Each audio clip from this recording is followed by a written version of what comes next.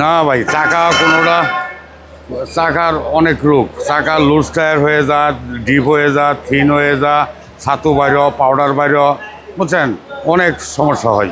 এগুলোর কি হয়েছে? এই কি অবস্থা।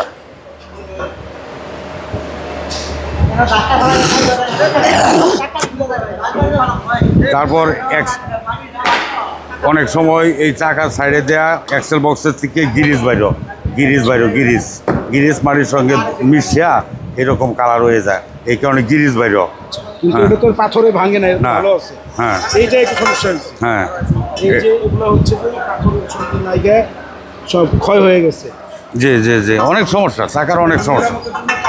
আমরা চট্টগ্রাম পাঠাবো। তুমি এখানে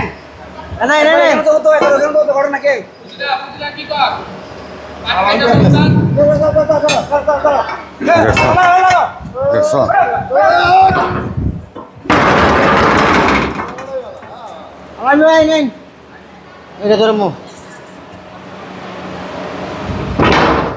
খারাপ করে না, ওরা কেন